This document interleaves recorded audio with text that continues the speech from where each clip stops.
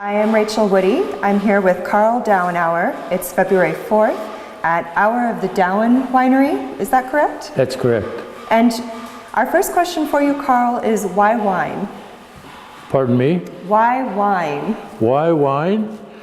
Well, it comes about in my life story is that back in 1980 and before, I farmed about 1,200 acres of land, everything you can see out here and up on the hills and everything. And one day I was out there, I had several employees, and I had 3 full-time employees and then the 3 children, and I had 14 seasonal employees.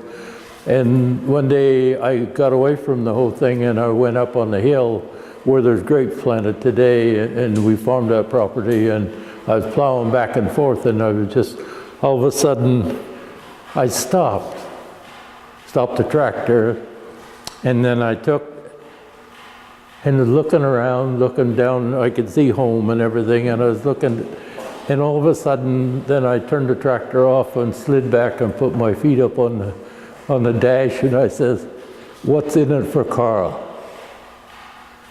And so that's a period of time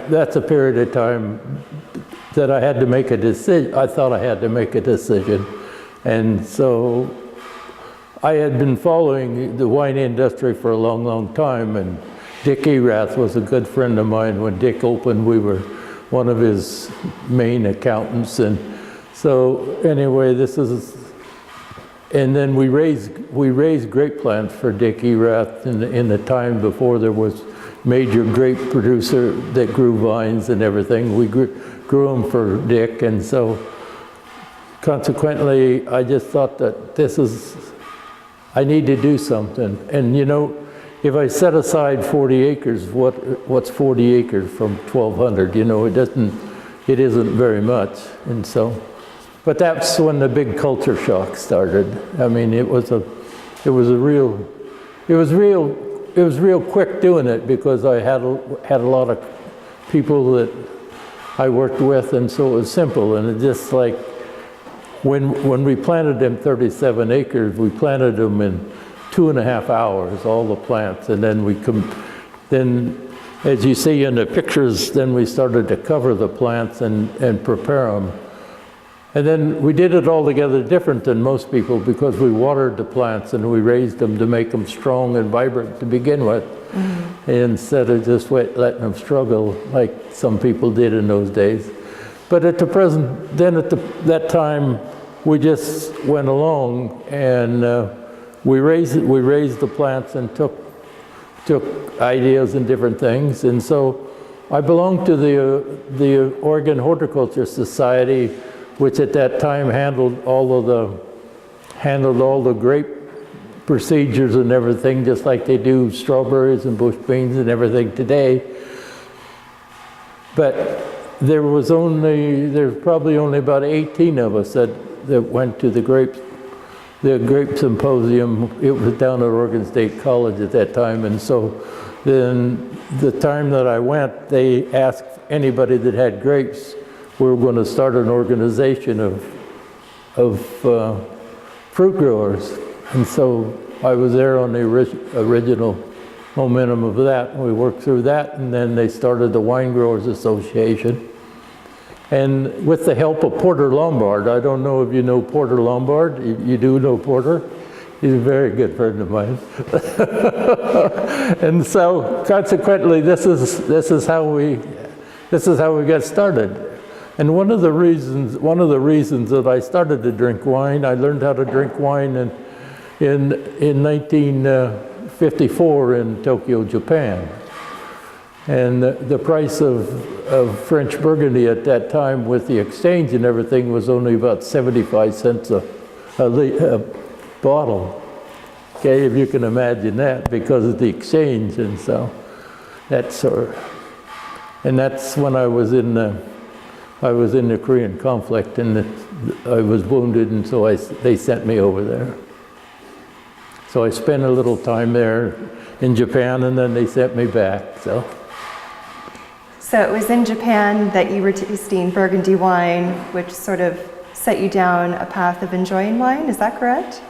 Well, when I came home, I had this passion of always drinking wine. You know, I chose to drink wine at dinner time when we went to dinners. Other people drank cocktails and they drank beer, but I just chose to drink wine. And so through that period of time, I just instilled something in myself to drink wine. I guess that's what you're made to do. I don't know. Mm-hmm. What was it like to start a vineyard from scratch? The what?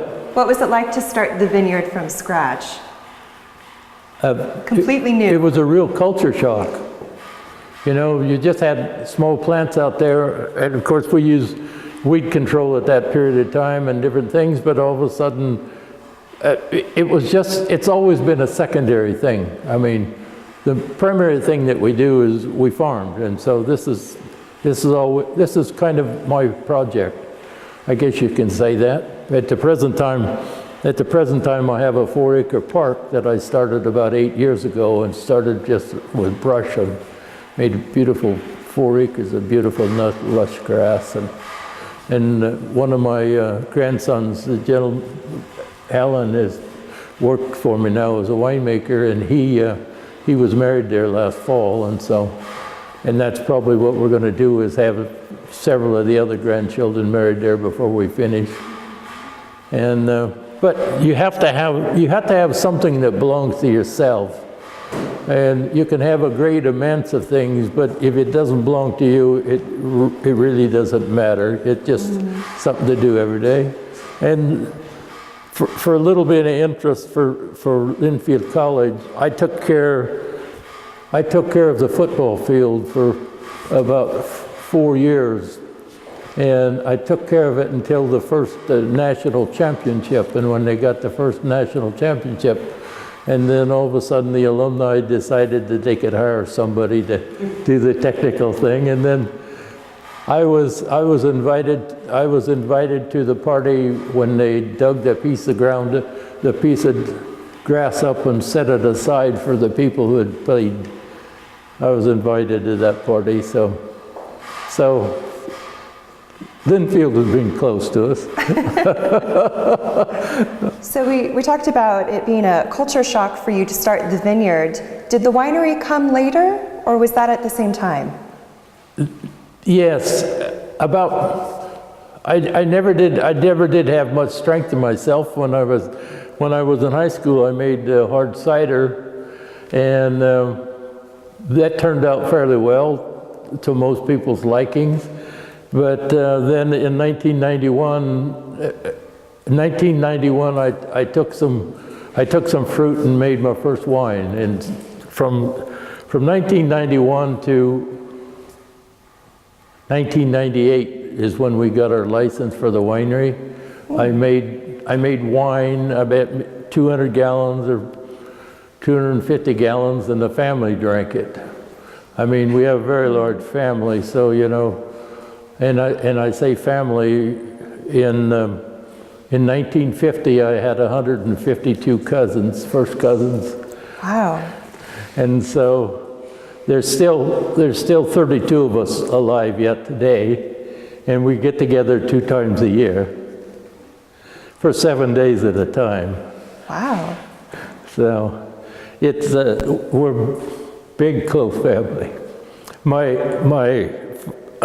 father came to this country in 1900 from Germany. Well, from East.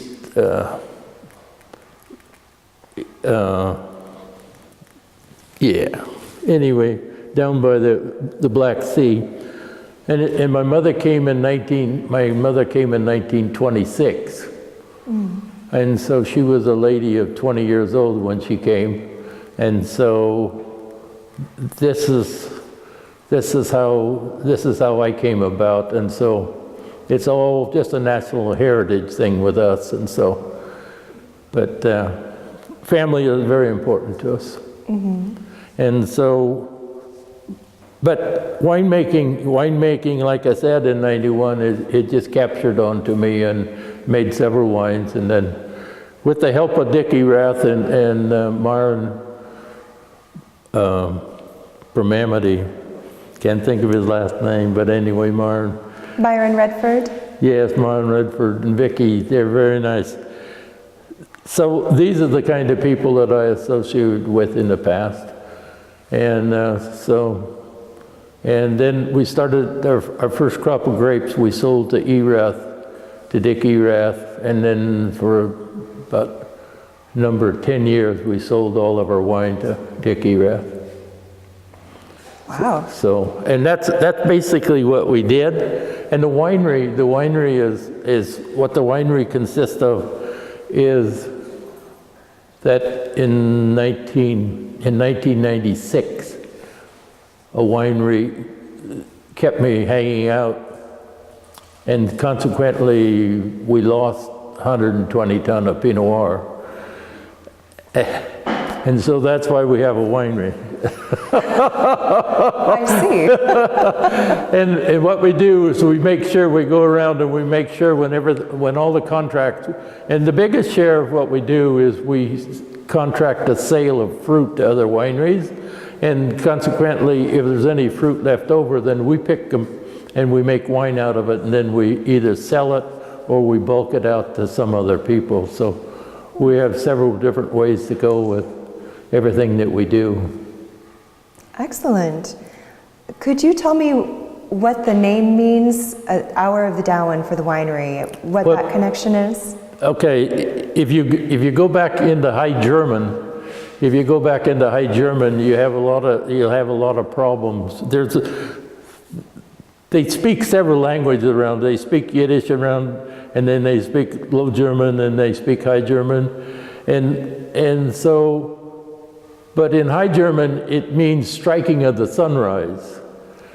The first inclination is striking. Okay. Well, we put in, because we just force it a little bit, and we put in striking of the sunrise as the morning erupts. So, and that's basically what it means. I've got into discussion with a lot of German people through the years, and most of the time I win out in my conversation. And because it'll take me a little while. It's been about 18 years. My mother passed away, and so I haven't spoken much German for about that period of time, but it doesn't take long, and I can get back to talking to people, so, and I can manage to hold my own that way, so. Yes, and so that's what it means. And the name was brought. The name was brought from my grandfather and my father. They made the recommendation that that's what we call it. So that's how it is. Beautiful. So what was it like coming to Oregon, the Oregon wine community in the 1980s when you got started with planting your vineyard? And specifically, what we're wondering is, was there that sense of community that the Oregon wine pioneers talk about? What was your experience with that getting started? About planting the grapes? Planting the grapes and then getting into selling them, and then the winery. Most of the time when I ended up planting the grapes, everybody thought that I was completely crazy. And because why do you do this out here? And some of the local people belonging, some of the churches wouldn't, they used to walk down our road on Sundays, Saturdays and Sundays, and they discontinued walking down our road because there was alcohol being done on the street. And so they wouldn't come down this roadway anymore because of that reason. And so consequently, because of those people, and they're very nice, I was raised with those kind of people, and so I volunteered at their church, even though I didn't belong to their church. But if they needed help, I volunteered to help them with their church and different things. So consequently, we took and we pressed fresh grape juice, and we took it to them, and we guaranteed them there was no alcohol in it, and that they could please try it, because we weren't trying to infest the community. But at that time, back in the 1980s, you had to realize how many people thought this way. Yeah. I mean, we were at the beginning of things that happened. Mm-hmm. So, and my wife and I traveled into California back in the 80s, and back in the 80s and through 85 and up into 90, that was the big, you could see the beginning of the wine industry that was coming to Oregon, and now we have it. What was back in 1980, this very same thing, the spotty places of the vineyards and the wineries, and you could name all of the wineries back in California at that period of time, and you could see all this happening. It just, and here it has bloomed out. So that's how we come about that way. It's very different. It's very different to travel to different places in the world and see different things. So that's one of our, I guess that's one of our privileges that we have. You mentioned some of the early folks, Dick Erath, Myron Redford. Do you recall some of the other people that were on the scene that helped to influence and support you? Or vice versa, who you helped to mentor? Well, they were probably the David Adelsheim was in business at that time, and then the Ponzis were in that business. Bob Caravan down at Bridgeview. I don't know if you know Bob Caravan or not. Bob Caravan is an old timer down from the bottom of the States, and he's a character. He's such as myself. He came from a different direction, and so this is the very. But all these people helped and supported us, because we were a fledgling group, and they wanted to expand their markets, and they didn't have vineyards large enough to expand their markets, and so we all worked. And back in those days, we all worked together. We all talked to one another, and we drank wine together. But one of the most peculiar parts about it is that back in those days, we never drank a bottle of wine unless it was 5 years old. We never drank anything short. Everything was 5 years and longer behind. And that's one of the things that I've taken up, and this is what we try to do here. We try to serve, like red wine, we try to serve old red wine. Older red wine. Well, in today's society, a lot of people think that you got to have it fresh. Well, the beauty that you find in beautiful old red wine is just hard to really tell a person who hadn't drank it what it's all about. Mm-hmm. We have some that Myron made for us. I think it was 1987, and he got the outstanding Pinot Noir award from the state of Oregon, and it was all of our grapes. And we still drink that 1987 wine. Mm-hmm. And we have a lot of 98 wine. When we started, I have a lot of small bottles of 98 wine, and if I just want to drink a bottle by myself, I can open up a split, and there's 2 glasses in a split, so I can handle 2 glasses of wine anytime. And so consequently, this is how the organization started, and this is how the Winery Association started the same way. It was a deviation from the Wine Growers Association, and they took the board of directors at that time and put them in position for the Winery Association, and so that's how that started. And a fellow named Bill Nelson was the first major person who managed that, and Bill worked back in Washington, D.C. in the World Wine, I think it's called, that he worked for. And so he's a good friend of mine also. So all of these older people that, and it's getting to be a younger generation. All right, you were just talking about Bill Nelson.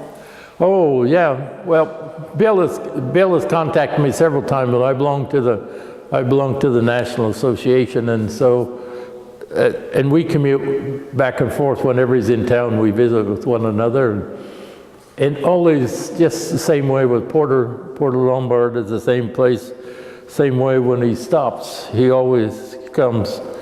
And Porter used to bring people by back in the 80s and we're still working, and he used to stop here and he'd show people. He says this is going to be the first vineyard that can support itself.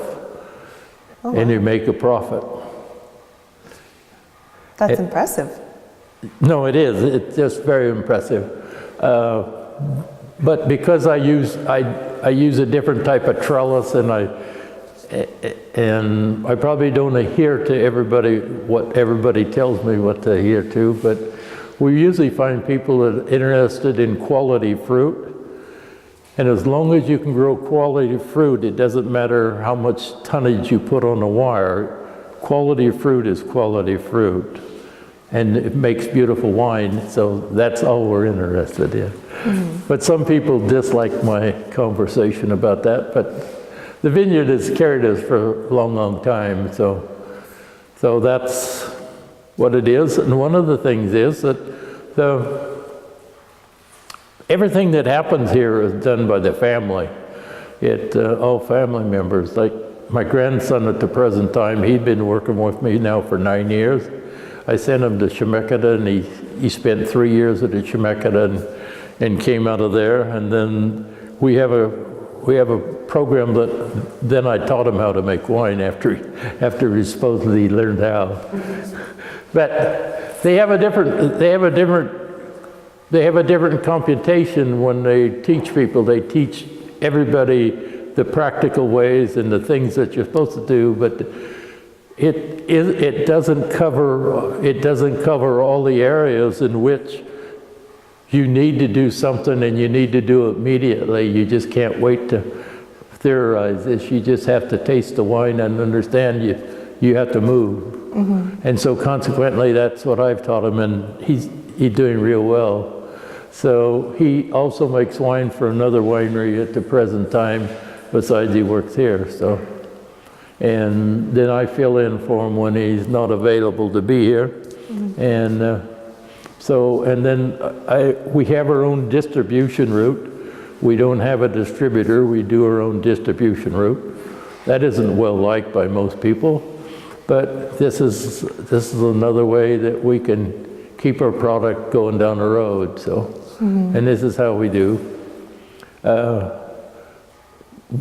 We are there. I have a daughter and 2 sons, and all of those people at one time or another work here or do something for us.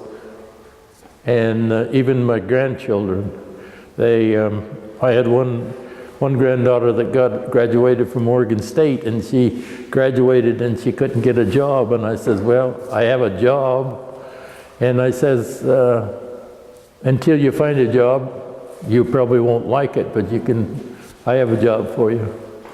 And she's very successful. She worked here for about five and a half months, and she had an opportunity for a job, and she's in a very good career. So we have 8 grandchildren, and so that's probably the reason we're still here. We moved on this piece of dirt in 1964.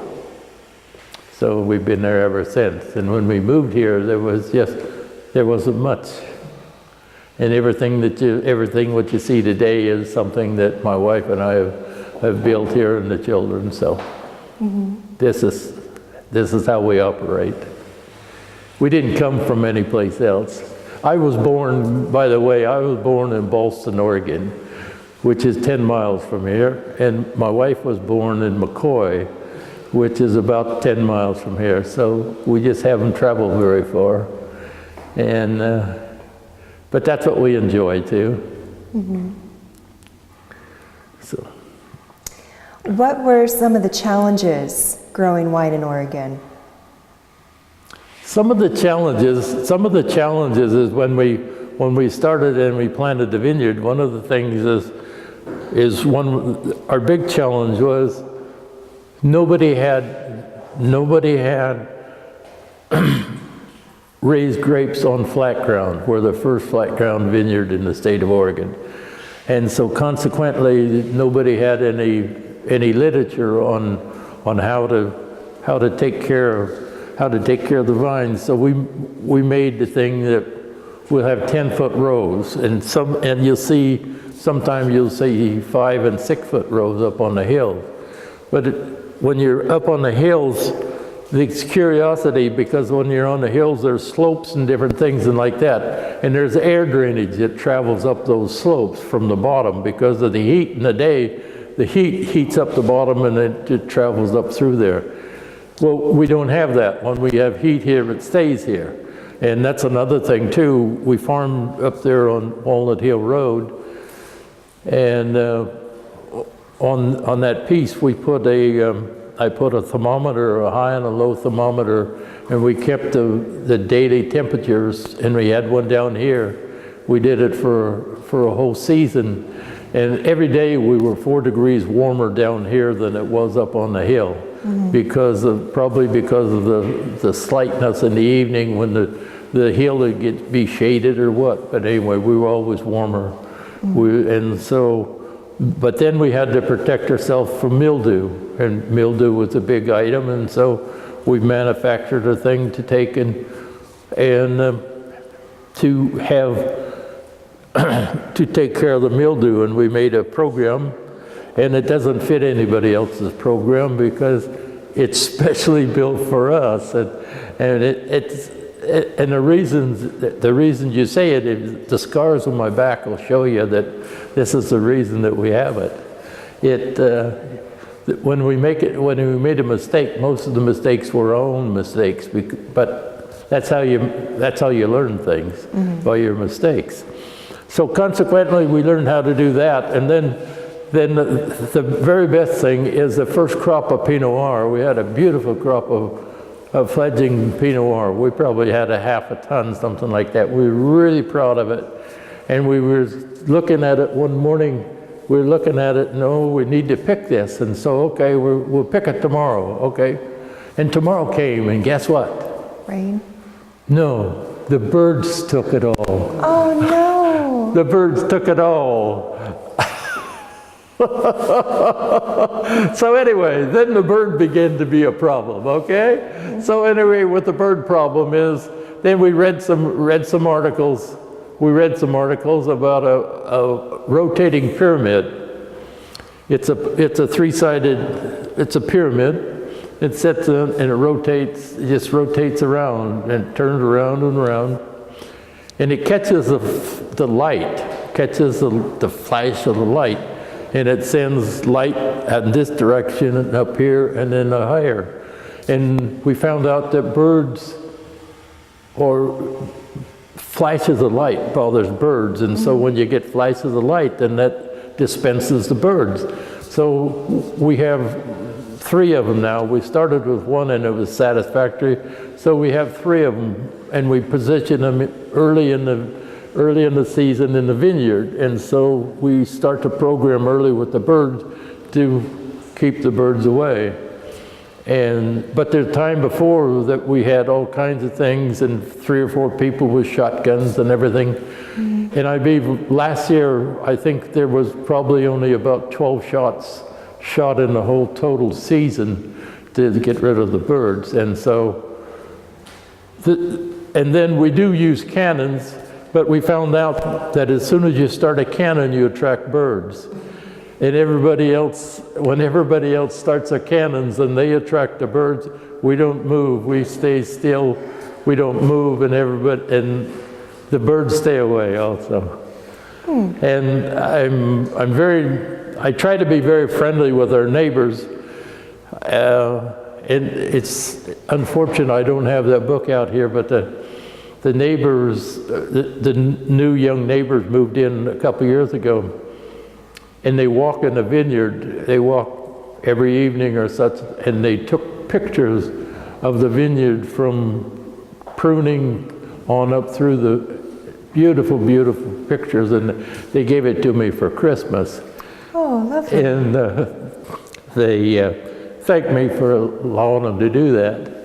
So, but we do allow people to walk around the vineyard, and one of the things we do is we have roadways around the vineyard that all have gravel on them. So it won't bother you in the winter time or what. So, and it's nice walking in the winter also. So, but these are some of the things. And then as we went along and we changed the canopies, and we used to have a wire at 40 inches and a wire at 60 inches. Well, we went to a single cordon at 60 inches because when we had the one at the bottom, everybody says we raised way too much fruit. So we decided we discontinued the one on the bottom, but we still have quality because you can control how much fruit you want to raise by the canes, the length of the canes and everything you do. And we have experiments. We have some plants that are 6 by 10. We have some 5 by 10, and we have some 3 by 10 in the vineyard. The 3 by 10 is an experiment to see how much load we can actually put on the grapes and have good quality production. So we stumbled through that. And we got to a position where we're very sufficient. But another thing we do also, this soil down here doesn't react the same way as the red soil on the hill. If you're going to continue to take the amount of crop that we take off, we fertilize. And in years past, fertilization was not very well spoken of, but we've used it for years and years. And one of the things that we did about 4 years ago is we took a soil sample and we took a petiole sample. You take petiole samples in August, and the petiole is the piece between the leaf and the stem. Okay, you take that apart and you send that to a laboratory and they take analysis of it, and then they took a soil sample and we wanted to see where we were in comparison. And the soil and the petiole samples was less than 2% difference in all of the values of all the nutrient values, which we think we should have to grow grapes. So, and this is another thing that we've done. We support that. We don't advertise it. We merely this is something that we learn to do, and because you have to. And another thing is that a lot of time on the hillside, the soil is sometimes shallow and sometimes it's very deep. But where we are, we have 25 foot, the same texture of soil, and it's woodburn type soil, and it's 25 foot in depth, the same texture. So we have, most of our plants are down, the taproot is down 16 feet in the ground. Wow. And so after 16 feet, you come to basically total darkness, and there isn't much of anything grows after 16 feet. So that's one of the things. And somebody asked us, did we water last year? We're capable of watering. We have water on the property. And, but I just laughed and I said, no, the super hot days when it got up to 102 or 3 degrees, the super hot days, the vines just stood there and just smiled at you. There was no shriveling or anything. They just sat there and smiled at you. And those are the kind of phrases I use. There's probably technical ways, but this explains it to most people.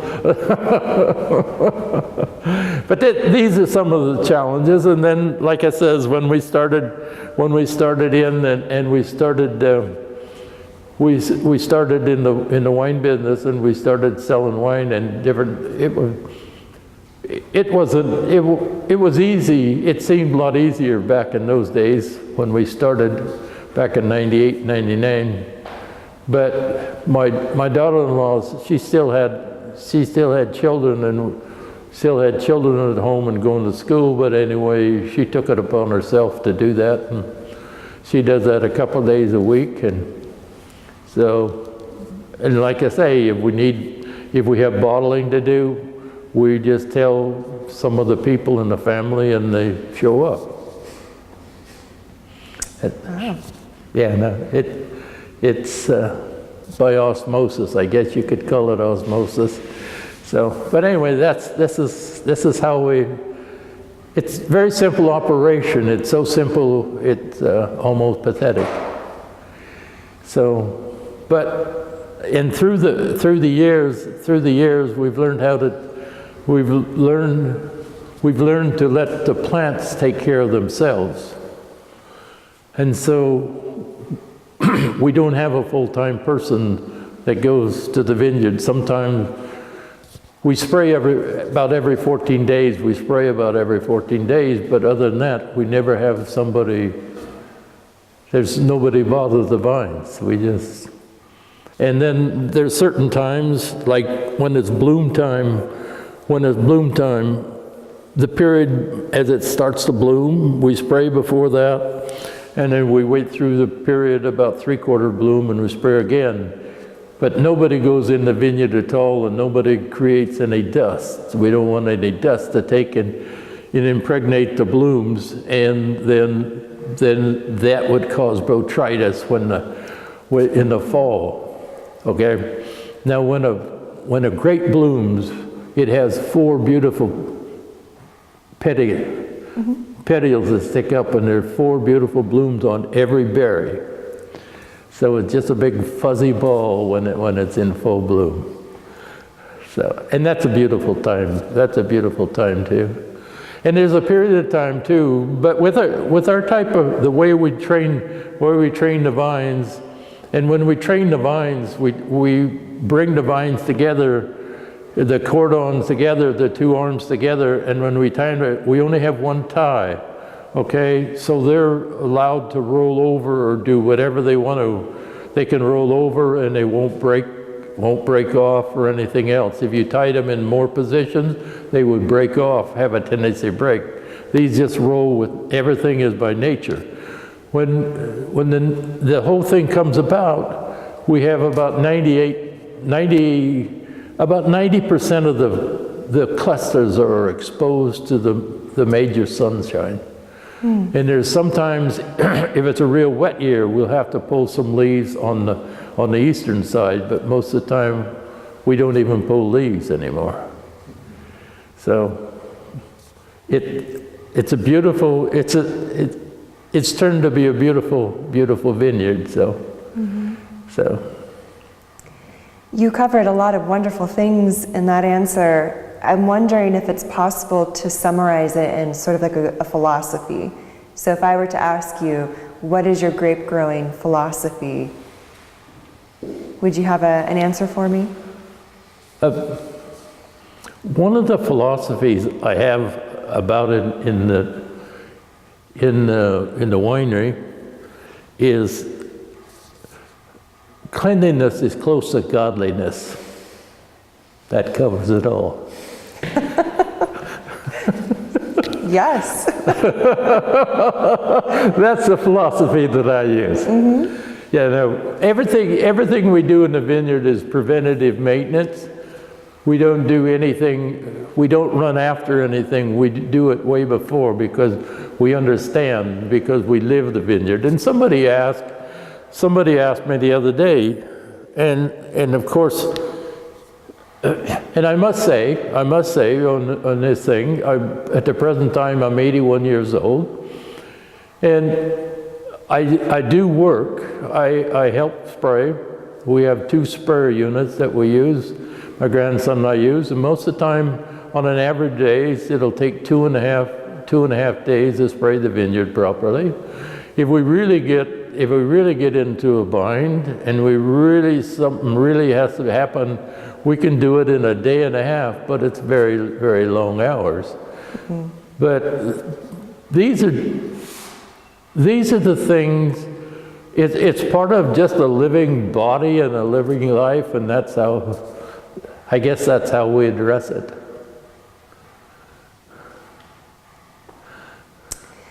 What was, or what is, one of the most important things you've learned in starting the vineyard, the winery, during your time here? Mostly the biggest thing I've learned is I've learned to love a lot of things. You know, good and bad, you have to love a lot of things. And one of the issues that came up is in the 35 years I've been involved in grape industry, I've seen making wine out of 100% botrytis 2 times. Myron Redford did one, and I was there when he did that. Okay, and I did one. Okay, and when I did it, it's amazing because they were, the clusters were totally engulfed in botrytis, solid botrytis, with maybe a few berries at the very, very bottom. That's the only fruit that you could actually see. And we picked it and brought it in, and my grandson says, "What are you going to do with that, Grandpa?" And I says, "We're going to make wine out of it. It's been a long time." And the funny part about it is that Myron taught me that there's really 4 kinds of botrytis. There's the red, the yellow, and the green. And you can break them open and you can actually see the color of this different color of the botrytis when you break one of these open. Mm-hmm. Myron is a sort that he could take one of these clusters and munch it. I've never been able to do that. I've tried to bite down onto it, but I couldn't. And it's just like fuzz, you know, just like fuzz. So anyway, we made this, we took and pressed this. Now, it's less than 10% that was actually, you could see the fruit, but we pressed this. We got about 600 gallons. And my grandson says, "What are you going to do with it now, Grandpa?" And I said, "Let's inoculate it." Okay, we inoculated it, and now I says, "Let's put it outside." "Well, it won't ferment outside." I says, "That's the way it has to be. It has to be outside." So we put it outside, and it went through a fermentation stage clear into March, last part of March. And at that period of time, we opened the lid. And when we opened the lid on the stainless steel tank, there was 20 inches of fuzz sitting on top of something. And I says, and he told me that this terrible fuzz is sitting on top of this. And I said, "No." I says, "Just hang on." And so I went and got a strainer. And he scooped it off, and we put it in buckets, and we took it off until we got down to about this much. Okay, and so then we left it there, and we checked how the fermentation was, and they tasted it. He says, "You want to taste it?" "No." He says, "I don't want to taste it." I said, "Yeah, oh, that's beautiful." So anyway, we took and did this, and then we took it off the lees. It was been on the lees all the time. We took it off the lees, and then we dealt with it as a regular wine. And then we sent it away. We called it late harvest botrytis Riesling, and we sent it to the Finger Lake area in New York, and we got a medal back from them. And Wow. This is a special thing because it's only 2 times in the 36 years I've been involved that it was possible to do. There's other people that tried it and didn't make it, so. But this is a big challenge for me because, and you probably, Myron Redford and Dick Erath are the one that showed me how to supposedly make wine. So, and this is, so, and there's a young fellow, Ransom Spirits, Tad Seastad. He worked for us for a couple of years, and Tad has a very good business today. And so he he said to me one day, he says, he came and he tasted barrels, and he just sat up on a ladder and tasted barrels. He says, Carl, who showed you how to do this? And I said, Tad, it's just something that must be. And so this is how it is. I can't explain it. I've stayed away from the educational value because I insulted somebody. They were tasting my wine, and he asked me where I went to learn how to make wine, and I told him it came by nature. And he left his glass and he left. So I don't enter into the conversation. We've been very successful, but I make wine for people. I don't make it for myself. I make wine for other people to drink. I mean, I enjoy drinking it, but other people enjoy it because it's made their way to drink it. It's not made my way. Some people can make wine and they think it's probably the best wine in the world, but nobody can drink it, consequently. That's the difference, and that's part of the love that I spoke about. Where do you see the future of Oregon wine going? Pardon me? Where do you see the future of Oregon wine growing? I think someday, probably all of the hills will be covered with vines. I think it's just like you could go back to California and you could go down there on the Silverado Trail and everything, and this is what it's going to look like. This is what it's going to look like, and I think the reason for it is the parallel that we're actually on. I think it's a good growing region. It doesn't make any difference what you grow or what you do. It's a good growing area. And everybody talks about, the changing climate. I think that, everybody's stuck with Pinot Noir, and there's some people making Syrah now because of the hot summers, and that'll be fine and dandy, the Syrah and everything else will make it real well, except when we have a normal year. And as long as I've been in the industry, as long as I've been around here, there is a normal year coming, okay? So we have beautiful weather last year and the year before, and I believe there's something to do with the climate change, but I think it's a rotation of the natural progression of the world. I think it's the great old philosophy about the wheel, and the wheel keeps turning, okay? And it'll turn back to the same place. That's my philosophy. But I don't say the other people, but we have just begun to see some of the people. We're seeing vineyards, we're seeing people come out of Australia, and we're seeing people come out of Chile, and they're taking and buying property and planting grapes and everything else. They want to be in the big society when it comes. Now, Africa is a big society too. They have a large thing in Africa, but down around the Horn. But Africa, I don't know, will ever be what we're going to be here. But even if we produce all the wine that we can produce in Oregon, it's only going to be maybe 3% of the total wine in the world. So, and I keep track of that.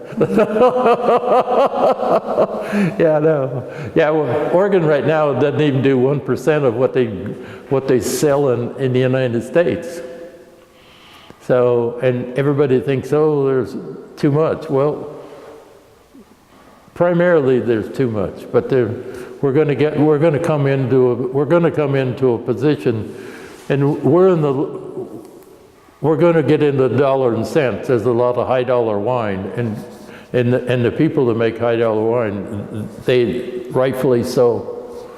But there's a place for the intermediate, and there's a place for the lower end wines also. And the whole world will come together. We'll all come together. Instead of going this way and that way, we need to come together this way. That's what makes it work. That's it. Does that make sense? It does make sense. It's a great answer. Yeah. So you have children and grandchildren and who have helped out and still help out. Are you hoping that one of them will take over eventually when you retire, or what are your plans retirement-wise? I think that I look at it a little differently, okay? I believe somebody has to want something instead of me giving it to them. You know, if I give something to somebody, I don't think it'll be appreciated half as much as somebody who wants something and makes an offer to move in that direction. And that's how I got here, and that's how I started, you know. And so, in retiring, I think the day that I lie there, that's the day that I'm retired. Do you have any advice for people just starting out in the industry? We have one of the major things we do the regular one, but one of the major things we do is we have an Easter egg hunt, an adult Easter egg hunt. Yes, it had to be 21 years of age. Okay, and we take them out into the vineyard and we put them in 100. We have 100 acres out there, and this one's in the one total acres, 100 acres.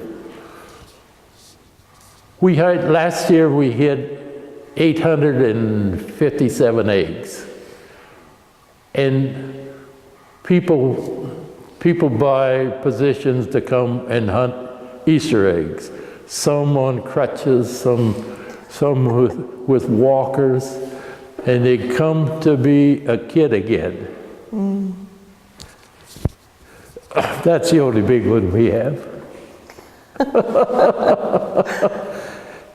We get a lot of people,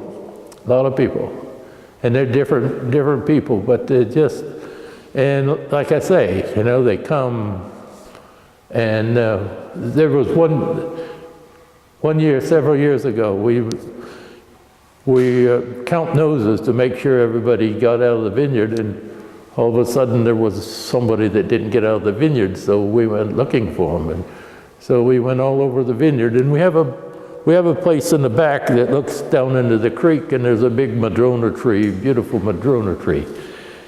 And here, nice piece of grass, and here this man and wife were laying on this piece of grass, just enjoying the afternoon because it's a beautiful sunshiny day. And we asked, is there a problem? Oh no, we were just, well, we need to get on with the program because we have food and everything to serve to, and so it brings peace to a lot of people. The day before Easter. Well, is there anything that I didn't ask that I should have, or anything else you want to cover? Pardon me? Is there anything else that I should ask you, or any other? I don't believe there is. I don't know. I said, I do enjoy the fact that you came here today, and we do support Linfield College. We have for some time. We belong the Partners in Progress, and but this is, I just appreciate there's a lot of good people that's went along with me as we come to this point. So I thank you for that. Well, thank you. And thank you so much for your time today and sharing your story. You're more than welcome.